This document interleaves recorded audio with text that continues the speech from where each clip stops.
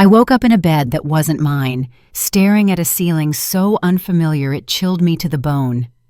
Pale blue walls, the kind you see in hospitals, the kind people never want to stay in for long. The air carried the faint scent of disinfectant mixed with something else, the smell of aging, of time standing still. A woman in a nurse's uniform walked past the open doorway. She didn't even look inside. "Excuse me," I called. My voice was hoarse, as if I hadn't used it in days. She stopped, stepped back in, and gave me a professional smile, one practiced to perfection. "Oh, Mrs. Cartwright, you're awake. How are you feeling?" "Where am I?" "Bayview Serenity Long-Term Care. You've been here for 3 days." 3 days. I pushed myself upright slowly, checking my own body, my arms, my legs, still moving, no pain, no weakness. But in my head, something was foggy, as if someone had draped a layer of mist over my memories. "There must be some mistake," I said, trying to stay calm. "I don't need to be here." "Your son, Dion, signed all the paperwork. He said you'd be a little confused at first." She patted my arm lightly, the way you'd soothe a stubborn child. "Completely normal, don't worry." But I wasn't confused. I was 76, not 96. I'd been an aircraft maintenance technician for 40 years, fixing jet engines, inspecting complex electronic systems, training countless young engineers. My mind was still sharp, still quick. What was the last thing I remembered clearly? 2 weeks ago? Or 3? I had a dizzy spell. Dayon insisted on taking me to the doctor. The doctor said my blood pressure was a little high, gave me a prescription, and sent me home. That was it. After that, things began to blur. "I need to call my son," I said. "Of course, let me get your phone." When Dion picked up, his voice was rushed. "Mom, I'm in a meeting." "Why am I in a nursing facility?" Silence. A silence so heavy I could hear my heartbeat. Then he said, "Mom, we talked about this already. You had another episode. The doctor said you needed 24-hour monitoring." "What episode, Dion? I feel completely fine. I want to go home." "You're not fine. You fell. You got confused. The doctor—" "Which doctor? Dr. Martinez?" Another silence. Longer. "I'll talk to you later. I've got to go." He hung up. I looked down at the phone in my hand, a tiny old flip phone, not my smartphone. When I asked the nurse about my belongings, she brought over a small plastic bag, my wallet, my watch, my wedding ring. No phone, no keys, not even my glasses. "Where's my phone?" "Dion took it. He said you kept calling random people and worrying everyone." That was a lie. I had never called random people in my life. I was an aircraft technician for 40 years. I used to teach young men how to repair engines worth $12 million. My mind was razor sharp, and right then, I knew something was very wrong. If you think waking up in a nursing home was the worst part, it wasn't. What happened next was what nearly broke my heart. The next part will reveal the first truth that shook me to my core. Are you ready? Over the next 2 days, I had no choice but to perform. I took the pills they gave me. Later I learned they were mild sedatives, the kind used to keep patients compliant. I held the cup, swallowed, then leaned back in the chair as if I were getting sleepy, just enough to reassure them that the old woman is under control. In the mornings, I joined the group activities, assembling landscape puzzles, listening to classical music playing from an old speaker, playing little games clearly designed for people who no longer remembered what day it was. A nurse named Marcy went around, patting shoulders, saying things like, "Good job, Helen." "That's lovely, Ruth." When she approached me, she flashed her flawless professional smile. "Mrs. Hazel, today we're going to reassemble the sunset picture, okay?" I smiled back, sliding puzzle pieces into place, just slightly faster than the others, not too much, just enough to look like a senior woman doing fine but slowing down a little with age. I knew if I appeared too sharp, if I reacted too strongly, they'd jot words into my file like agitated, uncooperative. And in a place like this, one sentence like that could be an excuse to increase my medication. So I chose the role of agreeable. I smiled at staff, nodded when they checked on me, used safe phrases like, "Yes, I'm okay. Thank you. It's fine here." But in my mind, I was running a completely different script. I was observing. To be fair, the facility wasn't terrible. The floors were clean, the disinfectant smell wasn't overwhelming, the staff were plentiful, and no one was being neglected or yelled at. This wasn't one of those horror places you see on the news, but it was a place for people who truly needed full-time care. Seniors in wheelchairs, staring out windows without knowing what they were looking at. People calling their grandchildren by the wrong names, retelling the same story 10 times believing it was the first. Eyes that had drifted somewhere far away, where the present no longer had shape. I looked around and knew I didn't belong here. Not out of denial, out of reality as clear as the fluorescent lights above me. I had been an aircraft repair technician for 40 years. I had read circuit schematics more complex than the layout of this entire building. I was responsible for machines that carried hundreds of lives in the air. I knew exactly how sharp my mind still was, and I knew very clearly who had a problem, and it wasn't me. Nights were worse. When the hallway lights dimmed, leaving only a faint yellow glow and the steady tick of the wall clock, the place transformed. I lay on my bed, eyes open wide in the dark. I heard the soft scrape of wheelchair wheels on the vinyl floor. Someone in the room next door murmuring, calling out to someone long dead. The staff's footsteps passing by, occasionally pausing outside my door to listen before moving on. In that half-silence, every second dragged painfully slow. I stared at the ceiling, listening to my heartbeat, wondering, if I don't act fast, will I be locked in here for the rest of my life? That thought alone was enough to fight off any sedative they gave me. Every night, I began mentally checking myself the way I used to check an aircraft engine before takeoff. What's my name? Hazel Cartwright. Where am I? Bayview Serenity Long-Term Care. What day is it? What happened this week? I recited the details. Which nurse was on shift, what was served for meals, the funny comment the old man across the hall made. I refused to let anyone, or any medication, take my mind from me. On the third day, everything changed. That morning, while I was sitting in the common room pretending to be absorbed in an old game show rerun, I heard a familiar voice at the end of the hallway. "Excuse me, I'm looking for Hazel Cartwright." I turned before I even processed my own name. It was Beverly Tate. Beverly, my neighbor for 20 years, a 72-year-old woman with a voice as sharp as black coffee and eyes that never missed a thing. When our eyes met, I nearly burst into tears. "Hazel, what on earth is going on?" she demanded, barreling into the room despite the annoyed stare from the nurse on duty. My throat tightened as if someone had pressed a gentle hand against it. "Beverly, last week Dion came to your house with a moving truck," she said rapidly, her voice trembling with anger. "He said you'd had a stroke and needed to move in with him. I believed him. I brought over a cake, but he said you were resting. I kept checking, and somehow I finally learned you were brought here." A moving truck. My heart skipped. "They cleared out your whole house, Hazel," Beverly said, slower this time, clearer, as if she needed each word to land. "Piece by piece, every chair, every cabinet. I called you over and over, but Dion said you weren't allowed visitors." My house. The house Thomas and I built in 1983 when he lost his job at the shipyard and we decided to start fresh with almost nothing. The house where I stayed up all night cooking our first celebratory meal when he got hired at the aircraft shop. The house where I raised Dion alone after Thomas died of cancer in 2005. 40 years of memories. If time had weight, every brick in that house would be twice as heavy.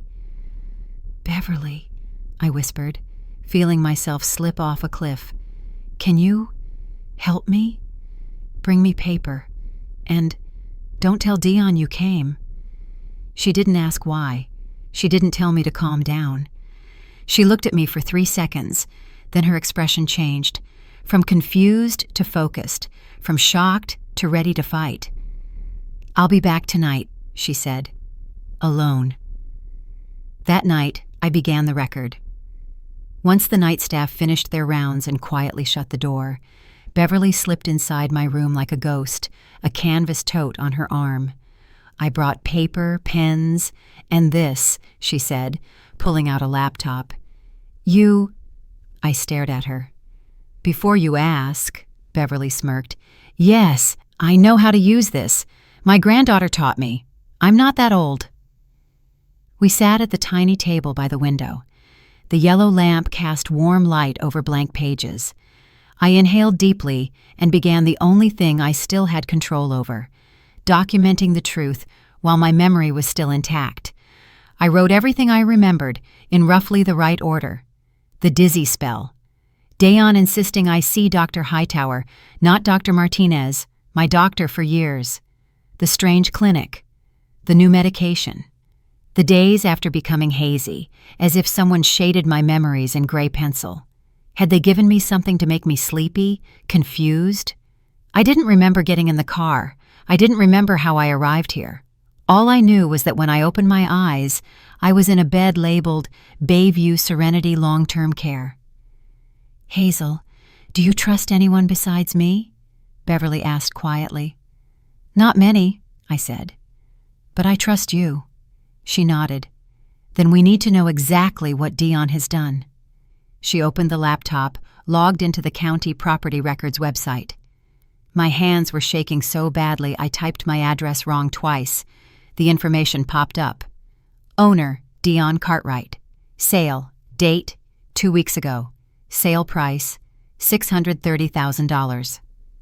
I read each line, feeling as though someone had placed a block of ice on my chest. My house had been sold for $630,000 when just 2 months ago a realtor told me the market value was nearly $870,000. Dayon hadn't protected my assets. He'd liquidated them. Fast. I didn't need anyone to tell me. I knew he'd forged my signature. "Hazel." Beverly looked at me carefully, not with pity, but with the precision of someone who needed certainty. "Are you sure? Are you thinking clearly?" "I'm sure," I said, meeting her eyes. "Test me, Beverly. Ask me anything." And she did. "What's 3 times 87? Who's the current president? Where did you meet Thomas? Who owns the house at number 14 on Gilman? And number 22? What's their youngest daughter's name?" I answered every question smoothly. Math, current events, family history, the names of every neighbor on Gilman Street, the street we had swept together for decades. Finally, Beverly closed the laptop. Her voice was no longer panicked, only cold and decisive. "All right," she said, "your mind is perfectly sharp, which means whatever's happening isn't because you're losing it." She leaned back in the chair, exhaled, then looked at me. "Then we need to get you out of here, and we need a lawyer, fast." Dayon walked in first, and behind him was a woman I'd never seen before. I didn't need introductions. One glance was enough to know this was not someone who just happened to be here. She was around 35, nearly 10 years younger than Dayon, beautiful in the calculated, curated way of someone who understood exactly how to present herself. Hair pulled neatly back, makeup flawless, lips painted with an elegant neutral shade, eyes trained to soften at the right moment and harden at another. Designer clothes from head to toe, the kind of woman whose presence made the facility's fluorescent lights look even more pitiful. "Mom, this is Kendra, my fiancée," Dayon said, trying to sound calm. "I want you and Kendra to meet." Fiancée. The word clanged in my head like metal. Dayon had mentioned he'd been dating someone for 6 months, but every time I asked, "When are you bringing her over for dinner?" he dodged the question. "She's busy, Mom. We'll come by when we can." And then, they never came. Now I understood why. Kendra stepped forward, tilting her head, her smile polished to perfection. Her voice was honey soft. "Mrs. Cartwright, Dayon has told me so much about you. I'm truly sorry about your condition." I looked straight into her eyes. "What condition?" She hesitated for half a beat, just long enough to perform concern. "Your memory loss," Kendra said, then glanced at Dion as if for permission. "It must be terrifying for you." "I don't have memory loss." I enunciated every word. Dion cut in at once, his voice tightening in a way I'd rarely heard from him. "Mom, please, don't make this harder." Dr. Hightower documented everything: the confusion, the forgetfulness, the paranoid delusions. I turned to him. "What delusions, Dayon?" He looked away. He had the same tell he'd had since childhood. Whenever he knew he was in the wrong, he'd look down, twist his fingers, then produce a half-truth that sounded plausible. He did it now. "You called me 15 times in one night," he said flatly, like he was reciting a script. "You said someone broke into the house. You called the police, claiming the neighbors were spying on you. You left the stove on 3 times. I shook my head. None of that happened. Not a single bit. Kendra placed a gentle hand on his arm, a gesture meant to reassure, but I saw the control in it instantly. She shifted her posture, her voice softening. "Sweetheart, the doctor explained this. In the early stages, patients don't recognize the symptoms. They always think they're fine." She wasn't speaking to just Dayon. She was speaking to me, to any future judge, to anyone who might hear this story later. If you've ever had someone try to redefine your reality for you, tell you you're remembering wrong, overreacting, imagining things, you know exactly what I felt. Not just anger, but the sensation of standing on solid ground while everyone around you insists it's quicksand. I took a deep breath, keeping my voice steady. "Dion," I said, using only his name, not son, not sweetheart. Just Dion, the name of a grown man expected to be accountable. "Did you sell my house?" He swallowed. I saw his throat bob up, then down.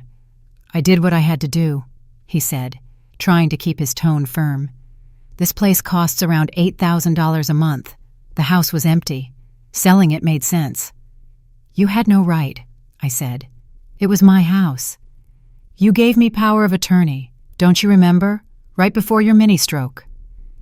That sentence hit my memory like a punch. I raked through the fragments in my mind: the strange clinic, the unfamiliar prescription, the dragging fatigue, but absolutely nothing that resembled me sitting down, signing a paper granting my son control over my assets. "I don't remember signing anything," I said slowly, "but I know for certain, if it allowed you to sell my home, I never would have signed it."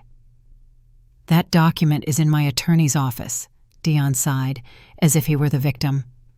"Mom, I'm trying to help you. This place is good. You're safe here. Kendra and I are getting married next month, and we want you there. But you need to focus on getting better."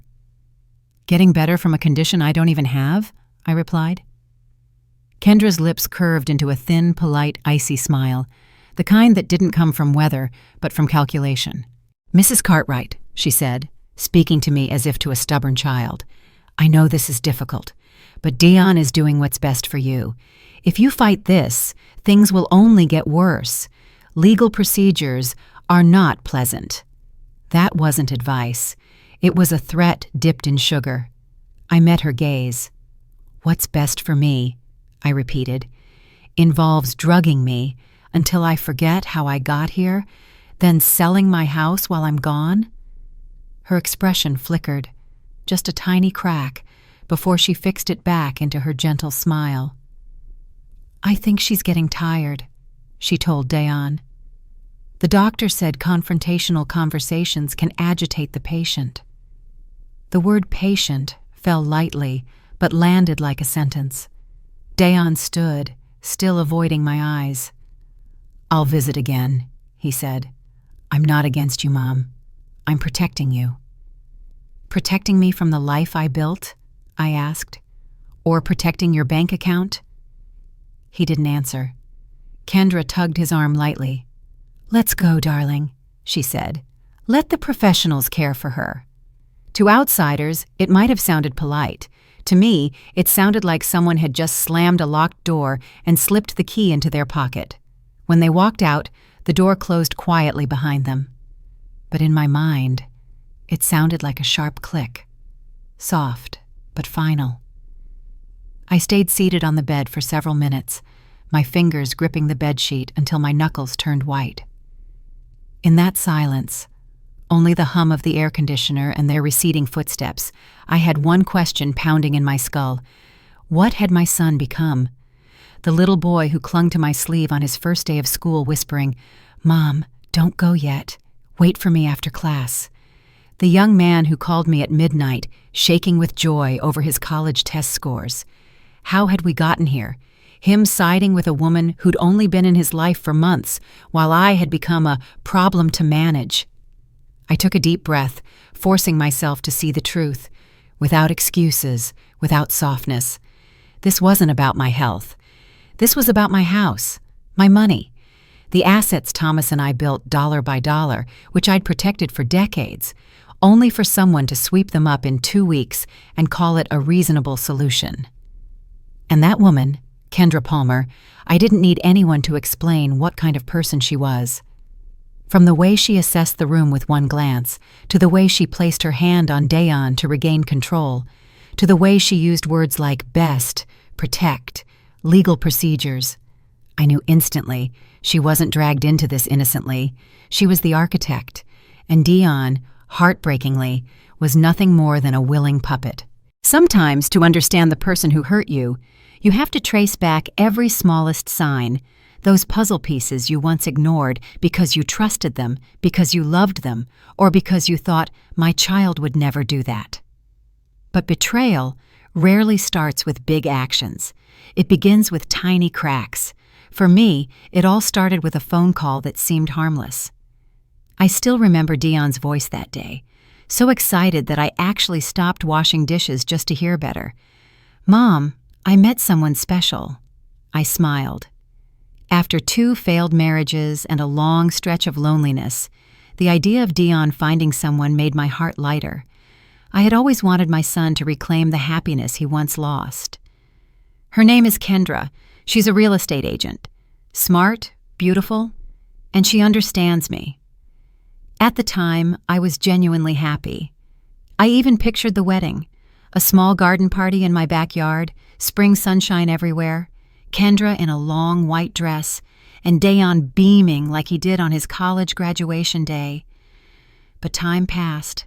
1 month, then 2, then 3. "I want to meet her," I said over and over. "Soon, Mom.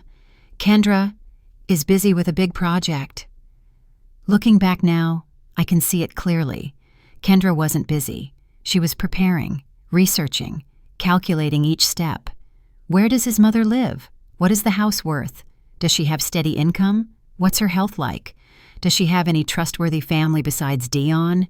I had no idea Kendra was already placing me on her chessboard. But every word Dayon said, every move he made afterward, was a sign that her scheme had begun long before I realized. One afternoon, I was making coffee in my familiar kitchen. The kitchen Thomas and I tiled ourselves, plank by plank. The place where Dayon used to sit on a high chair, sounding out his first letters. A kitchen filled with my entire past. Out of nowhere, Dayon asked, "Mom, have you ever thought about selling the house?" I turned around, confused. "Selling the house? Why would you ask that?" "If you live alone in a big house like this, it's not safe, and the maintenance costs are high." I answered immediately. "I like living here. This is my home." "What if you fall? Who would know? Who would help?" "Beverly is right next door. I've got an alarm system. I'll be fine." In that moment, Dayon hesitated, then said something I didn't think much of at the time. But now, looking back, chills me. "Kendra says older women get scammed a lot, Mom. They're easily tricked into signing random papers." Those weren't Dion's words. That was Kendra's voice, using my son's mouth to plant suspicion in my own life. Bit by bit, she was chipping away at the foundation I'd spent 40 years building, using the one fear almost every mother has: when I get weaker, who will take care of me? She attacked at the most vulnerable point. That afternoon, Beverly came to visit me again, but she didn't come alone this time. She brought her grandson, Brad Tate, a patient advocate at Highland Hospital. As soon as he stepped in, Brad pulled out his phone and turned on the recorder. "Mrs. Cartwright, I need you to tell me everything from the beginning. Every small detail matters." And I did. Piece by piece, layer by layer. The dizzy spell, the appointment with Dr. Hightower, a name I had never heard before, the medication that left holes in my memories, the unusual exhaustion that dragged on for days, then waking up in a facility I had never chosen. When I finished, Brad nodded. "Mrs. Cartwright, this isn't a small matter. I'm going to arrange an independent medical evaluation. If you're fully alert, and clearly you're very sharp, then this is a coordinated scam," Brad added, his voice firm. "But first, we need to document your current mental state. That's the key to proving you're competent." 2 days later, Dr. Naya Stanford arrived. A black woman around 40, her posture commanding but her eyes gentle. She spent 3 straight hours examining me. Short-term and long-term memory tests, logic assessments, real-life scenario simulations, quick response tests, spatial awareness checks, even small details from my daily memories. Finally, she closed her notebook and looked me straight in the eye. "Mrs. Cartwright, your results put you in the top 5% for your age group. No signs of dementia, no cognitive decline, no psychological disorder." She paused, a pause that felt long and cold.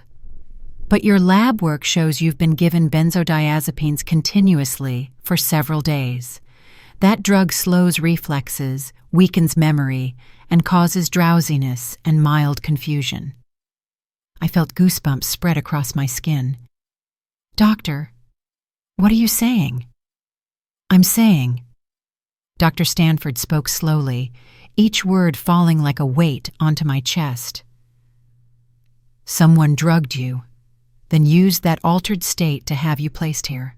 This is deliberate medical fraud, and very sophisticated." I closed my eyes, my hand clutching the bedsheet. Kendra and Dion. I already knew the answer. Dr. Stanford rested her hand on mine. "You don't just need a doctor," she said softly. "You need a lawyer. And not just any lawyer, Mrs. Cartwright.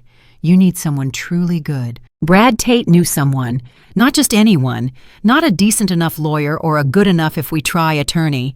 He knew someone who specialized in walking into stories like mine, where wayward children, greedy doctors, and opportunists believed old age meant weakness. His name was attorney Xavier Dupree. Dupree came to the nursing facility that very night. A man in his 50s, tall but slightly hunched, as if he'd carried hundreds of tragedies on his back. His hair was streaked with gray, his eyes deep and tired, the eyes of someone who had seen too many lives stolen by greed, not from strangers, but from family. "Mrs. Cartwright," he began, his tone clipped but respectful. "Tell me everything." So I did. I held nothing back. No softening. Every detail, from the first dizzy spell to my arrival here, from Dion's evasive comments to the blank spaces that medication carved into my memory.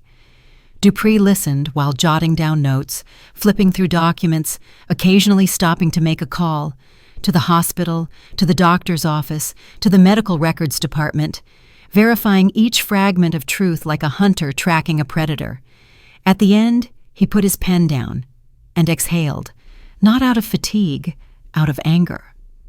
"This kind of thing," he said, "happens more often than you'd think." He started to explain, and each word opened a door into a world I'd never known existed. Adult children with financial problems, parents with assets, with a house, a greedy doctor willing to sign off on a fake diagnosis. The nursing facility is often innocent. They accept patients based on valid paperwork. But Dion and Dr. Hightower, he stopped, tilted his head slightly, and his voice hardened like steel. "They have committed fraud." I clasped my hands together. "So, what can we do, Mr. Dupree?" He leaned closer, his voice steady and unwavering. "First, we get you out of here. Dr. Stanford's evaluation has enough weight to overturn everything before it. Second, we file for an emergency injunction to stop Dion from touching any remaining assets. Third, we prepare criminal charges. And fourth," he paused, his voice dropping lower, "we get your house back.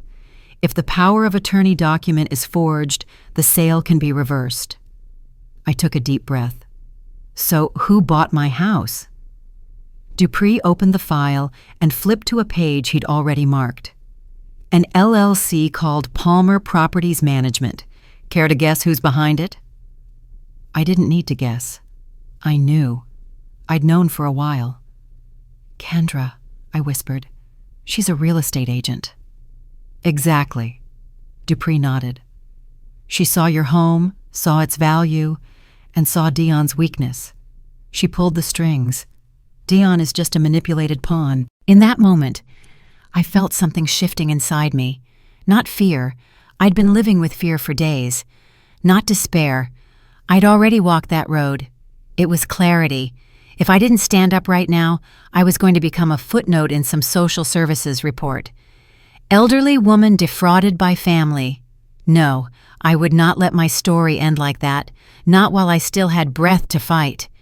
Dr. Stanford submitted her evaluation to the medical director. Result: I was discharged immediately. They apologized over and over.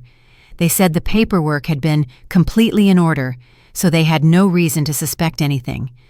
Dupree didn't waste a second. That same night, he filed an emergency motion with the court. The hearing was scheduled for 3 days later.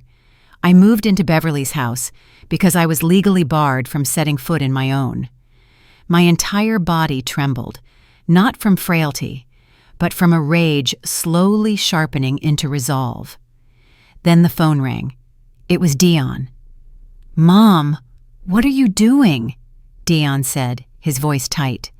"The facility called me. They said you weren't ready to leave." "I am perfectly fine, Dion. I have an independent evaluation." "That's not what Dr. Hightower says." I gripped the phone tighter.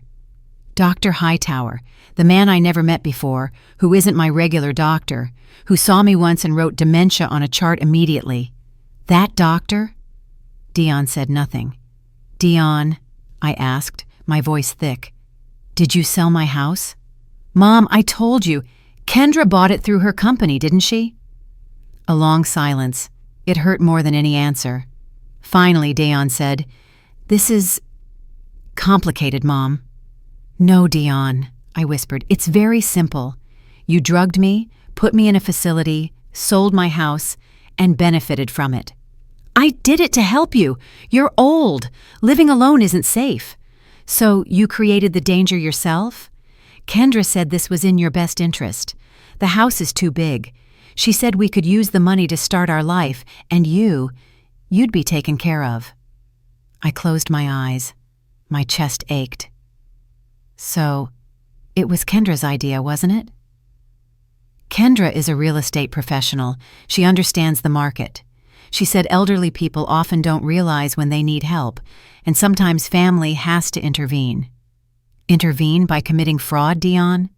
"That's not fraud. I'm your son. I have the right—" "You do not have the right to steal from me, Dion." He hung up. Less than 5 minutes later, the phone rang again. The caller ID still said Dion, but the voice wasn't his. Kendra. "Mrs. Cartwright," she began, her tone syrupy sweet but coiled tightly beneath. "We should have a reasonable conversation. Dion is very upset. Your son loves you." "Is that what you call love?" I asked. "Stealing my home?" "Ensuring your future," she corrected smoothly. "The house is sold. It's done.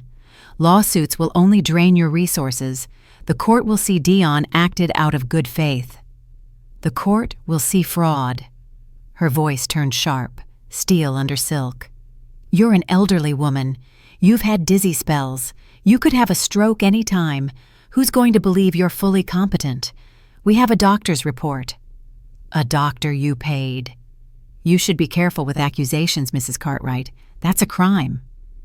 "Not as serious as elder abuse, medical fraud, and theft." "You can't prove any of that." I answered, each word nailed in place. "Let's find out." Kendra hung up. And in that exact moment, I understood one thing. From here on out, the real battle had just begun. The emergency hearing was held at the Alameda County Superior Court before Judge Catherine Morrison, a woman in her 50s, posture straight as a ruler, gray-streaked hair pinned neatly back, eyes sharp enough to slice through every layer of pretense. The courtroom wasn't crowded, but the air felt heavy, as if someone had hung a thick blanket from the ceiling.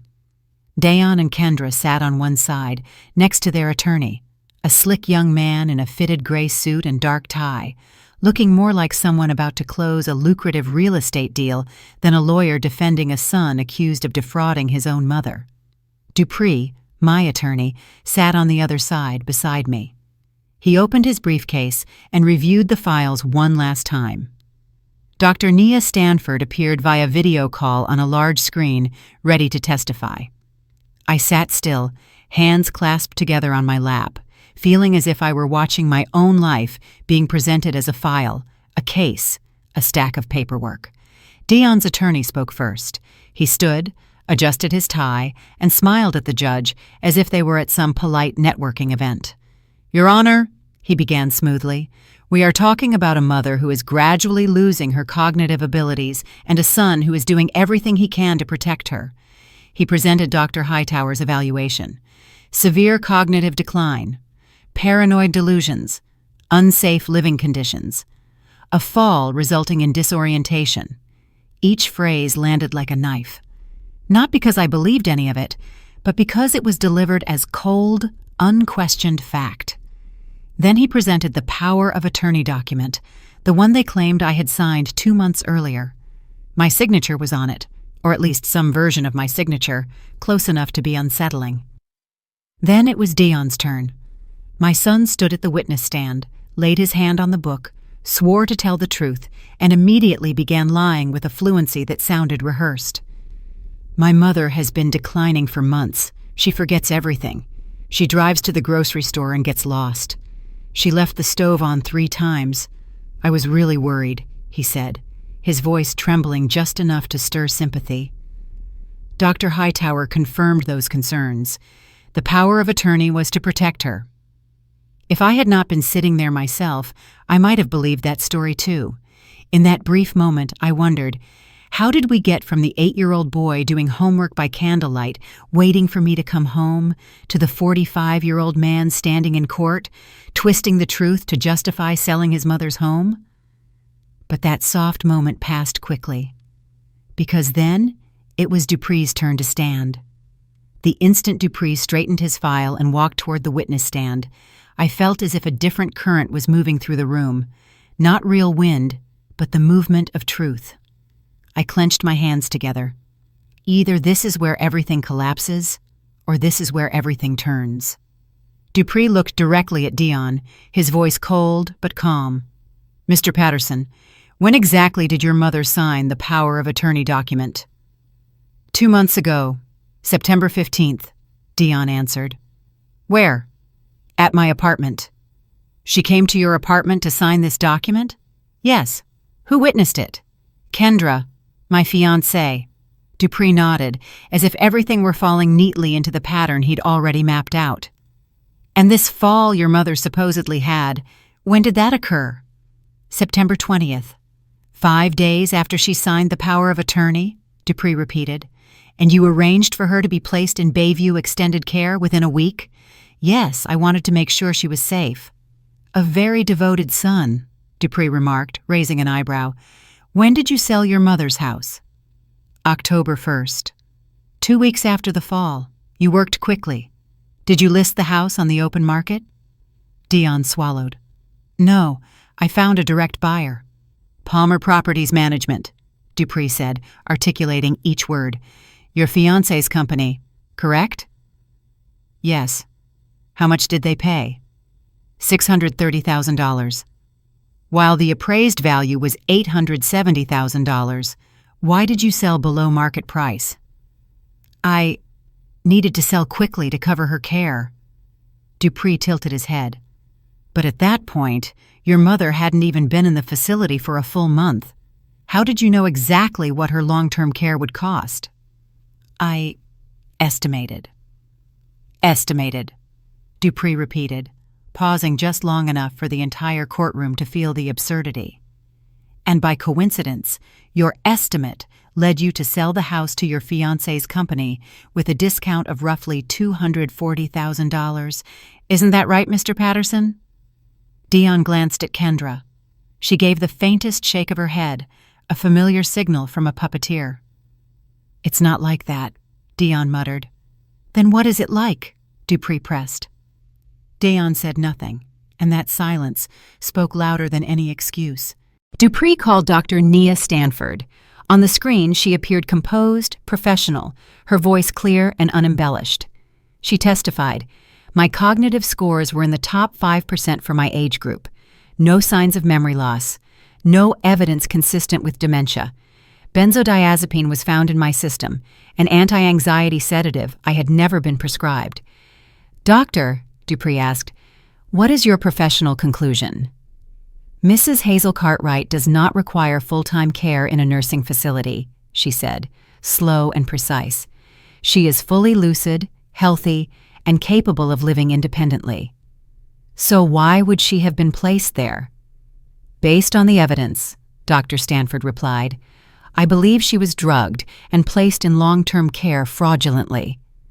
The courtroom went still. You could hear pages turning, a pen tapping lightly on a notebook, someone clearing their throat. Judge Morrison turned to Dion's attorney. "Do you have a rebuttal?" They called Dr. Hightower.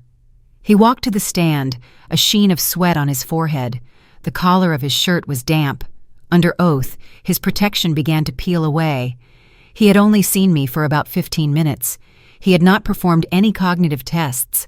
He had not ordered any proper medical workup. His diagnosis was based entirely on what Dion told him. "Dr. Hightower," Dupree asked, his voice lowering, "how much did Mr. Dion Patterson pay you for that evaluation?"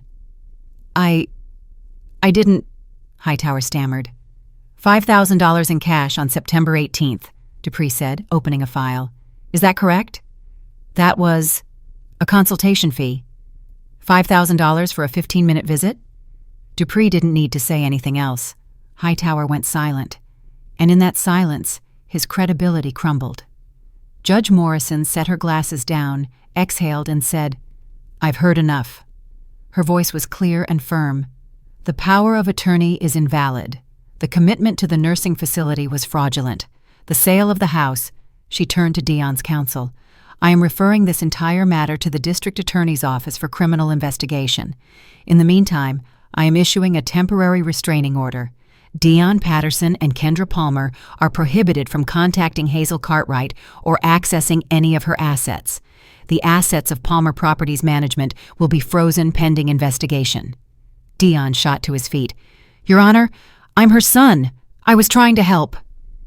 "You were trying to steal from your mother," she replied, eyes cold as steel. "Sit down." As they stepped away from the stand, Kendra grabbed Dion's arm, her nails digging into his skin. "This is your fault," she hissed. "You said she wouldn't fight back. You said she was confused. You said this would be easy. You said once we had the house, she couldn't do anything." They turned and saw me watching. Kendra's face shifted instantly. The smile vanished. Only a sharp, calculating stare remained, as if she were already building plans B, C, and D in her head. She walked up to me, speaking softly, each word like a blade. "You will never get that house back. I'll drag this case through court for years. By the time you die, you'll have spent more on legal fees than the house is worth." I looked her straight in the eye. "Maybe," I said, "but you'll be spending just as much trying to protect yourself from criminal charges." For the first time, I saw fear flicker in Kendra Palmer's eyes. The criminal investigation moved faster than I expected.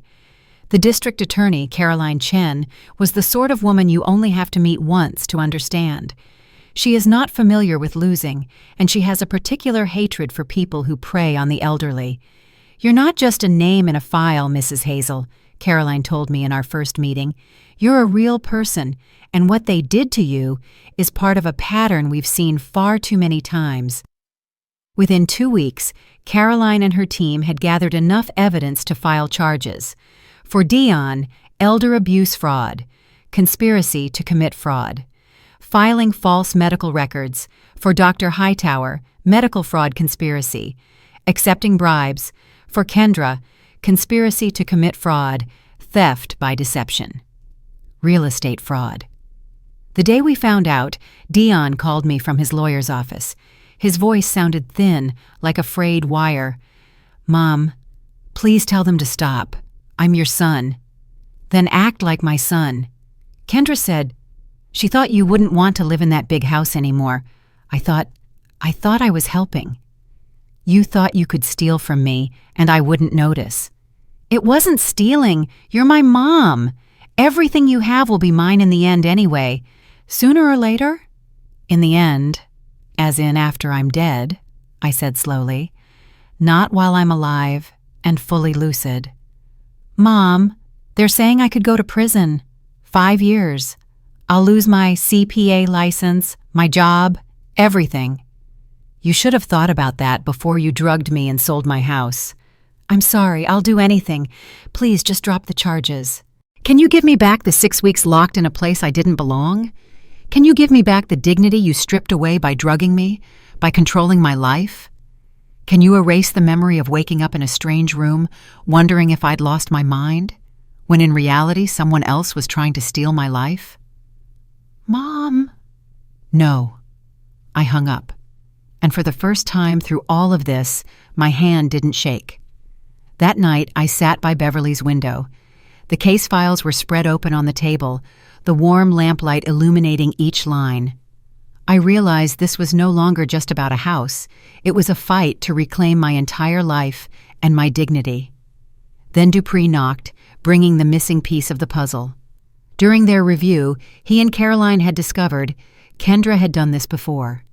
2 years earlier, she persuaded an elderly widow to sign over power of attorney, then sold the woman's house and kept most of the money.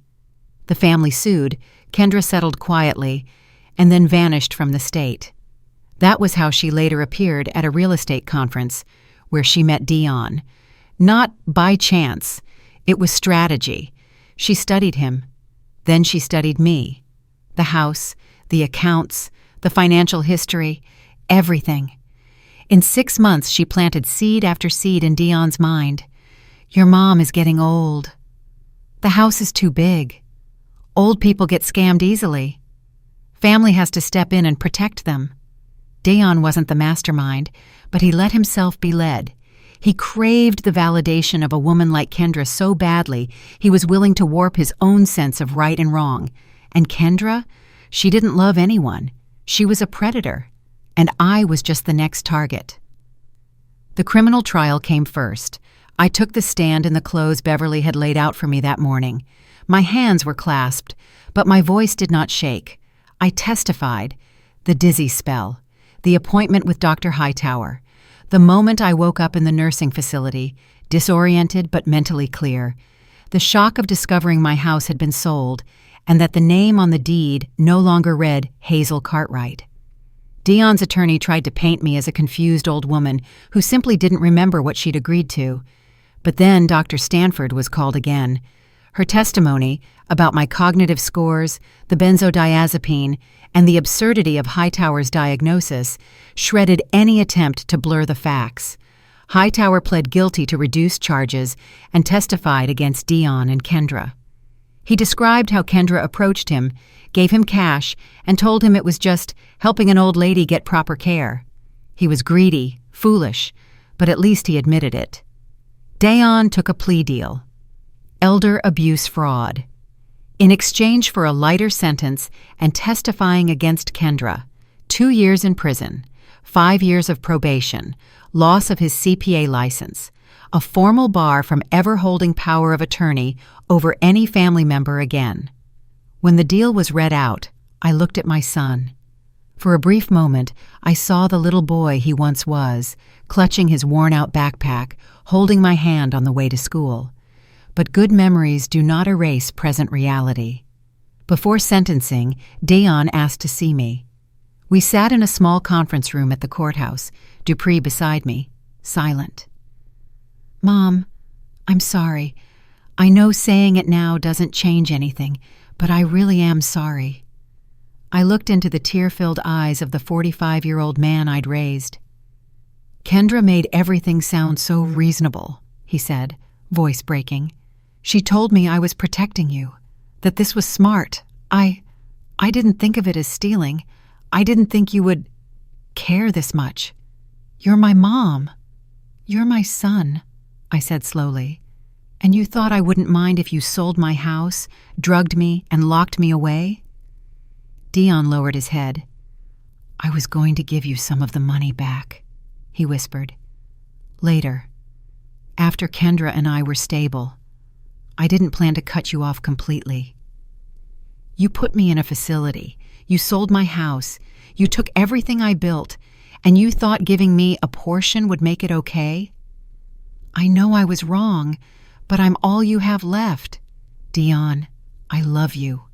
I will always love you," I said. "But I don't trust you, and once trust is broken, it's not trust anymore." He cried. Maybe those tears were real, but they couldn't give me back the 6 stolen weeks, the night I woke up in a strange room wondering if I had lost my mind, when in truth someone else was trying to erase my life. Kendra's trial lasted longer. She refused to plead guilty, claimed Dion acted alone, insisted she knew nothing about the forged power of attorney or the medication. Her lawyer tried to paint her as an innocent fiancée, swept up in the mistakes of the man she loved. But evidence doesn't lie. Texts between her and Dion were read aloud. "Once she's in the facility, we can sell fast. Make sure she signs before she realizes what's happening. Dr. H wants cash, no paper trail." Financial records showed Kendra profited every step of the way. Proceeds from the sale of my house, transfers through shell LLCs, extra consulting fees she charged Dion himself. Then another witness appeared. The elderly widow from Arizona, Kendra's previous victim, flew in to testify. Her story mirrored mine almost exactly, only the names, streets, and house numbers were different. The jury took only 3 hours. Guilty on all counts. Kendra was sentenced to 5 years in prison. As the sentence was read, she turned to look at me. Not angry, not crying, just a cold, steely stare, as if she were already calculating where she would go and what she would do the moment she got out. Some people cannot be reformed. They can only be stopped before they destroy more lives. The civil suit ended in a settlement. Palmer Properties Management was forced to transfer my house back to me, along with $200,000 in compensation. The house had been sitting empty. Kendra couldn't find anyone willing to buy a property tied up in litigation, and in the end, she had to let it go. 8 months after the day I woke up in that nursing home, I stood in front of my own house again. I turned the key. The door creaked softly. The smell of dust. The smell of emptiness. Everything was gone. Of course it was. The furniture, family photos, every little gift Thomas had ever given me. Dion had sold most of it and thrown away the rest. The house was like a skeleton, stripped bare, but still standing, steadier than the people who had betrayed it. I walked slowly down the hallway. The walls Thomas and I had paid for with our savings. The wooden floors we'd polished that winter. The kitchen where we cooked our first dinner after moving in, before illness took Thomas away. Even though everything had been stolen, the house was still here. That was the most important thing. Beverly helped me move back in. We carried bags, bought secondhand furniture, went to estate sales all over town, slowly, patiently, and sometimes with a lot of laughter. I didn't try to recreate the old house. That version was gone forever. I built a new one, a version that belonged to the woman who had survived. I remember the first night we slept in this house back in 1983. Thomas and I lay on the floor because we didn't have a bed yet. We stared up at the ceiling, listening to insects outside the window. "Hazel, we did it," Thomas said, his hand lacing through mine. "We built this place ourselves." "We did it," I replied. "And promise me one thing," Thomas went on, his voice suddenly serious. "No matter what happens, no matter where I go, don't you ever let anyone take this place from you. This house is yours." I laughed, full of the kind of confidence only a young woman in love can have. "You're not going anywhere. We're going to grow old in here together." But Thomas did leave. Cancer took him when he was 58, and for the next 20 years, I kept that promise. I didn't let anyone take this house from me, until my own son tried to do exactly that. There are losses that break you.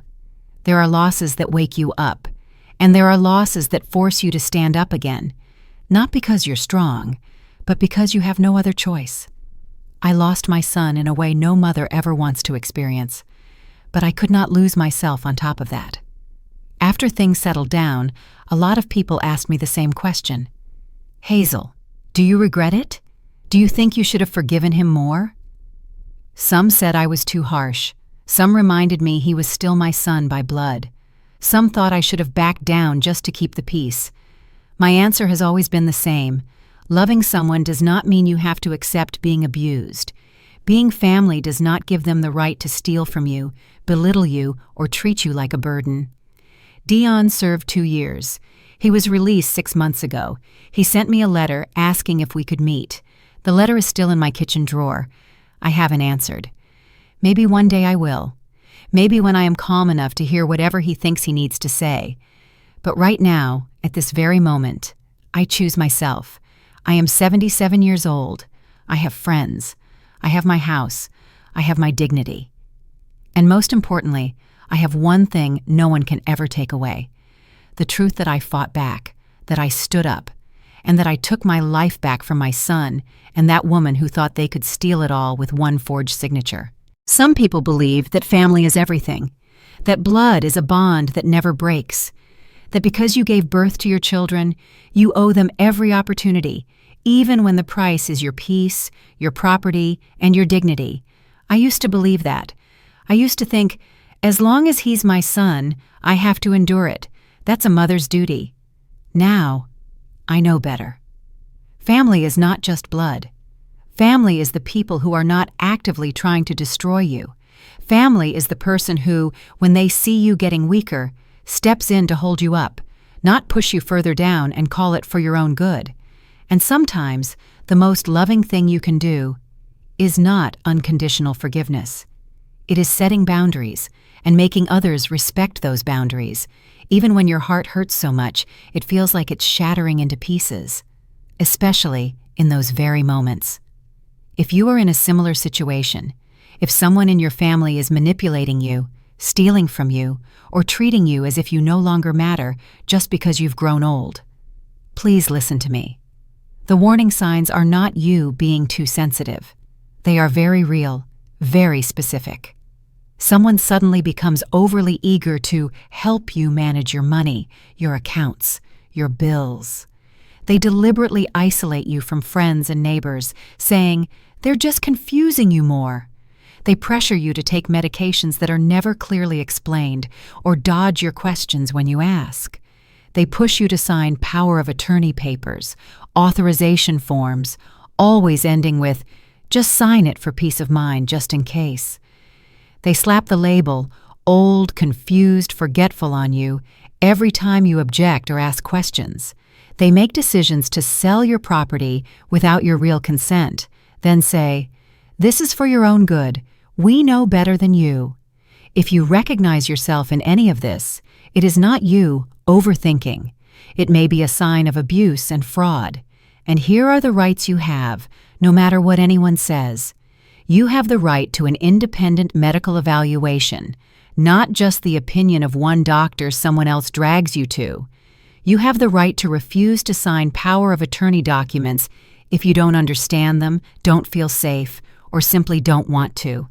You have the right to protest if you are being confined against your will, if you are being placed somewhere you don't want to live. You have the right to press charges against anyone who abuses or steals from you, even if they are your children, relatives, or someone who says, "I only did this because I care." You are not helpless. You are not alone. One day, when you look back calmly, you will see it's not your age that makes you vulnerable. It's placing your trust in the wrong people, people who never deserved it. But if you stand up even once, if you say enough even once, then no one can ever extinguish that strength in you. My name is Hazel Cartwright. I am 77 years old. I worked as an aviation technician for 40 years, repairing jet engines and training generations of young engineers. I live in Oakland, California. But the most important thing is not what I used to do for a living or where I live. The important thing is this: I am someone who refused to be a victim in my own life. I did not allow my son to steal my dignity. I did not allow a stranger to strip away my estate. I refused to let society tell me, "You're old, you're weak, you should be quiet and let others decide for you." I fought, and I won, not because I'm special, but because I refused to live a life someone else drew for me, and then shove a pen in my hand and tell me to sign at the bottom. To the women listening to this, many people, especially men, though not only men, will try to tell you that you are weak, that you need to be managed, that you are not clear-headed enough to decide your own future, your own money, or where you will live. Don't believe them. You have spent a lifetime being strong. You carried children in your body for 9 months. You stayed up all night when they were sick, over rent, over not knowing whether things would get better. You've done work plenty of people couldn't handle for even a day. You have survived losses, illness, and wounds that younger people might never withstand. You are not weak. You are a survivor. And if someone, yes, even your own child, tries to take that away from you, you have the right to fight. You have the right to say no. You have the right to demand justice and to reclaim your own life. Tonight, I am sitting in the backyard of my own house, the house Thomas and I built with our own hands, the house I nearly lost, the house I fought for with every document, every hearing, every court date. Beverly is sitting beside me. We drink tea. The breeze moves gently across the wooden fence. The sky is so peaceful, it feels like the opposite of the months we just went through. "Do you regret it?" Beverly asks. "Regret what?" I reply.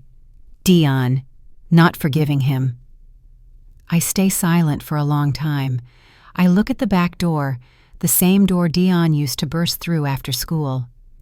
"No," I say. "I love my son. I always will. But love does not mean letting someone destroy you, even if that person is your child." Beverly nods. "You're strong, Hazel." I smile, my eyes burning. It's not strength. I just refuse to die while I'm still alive.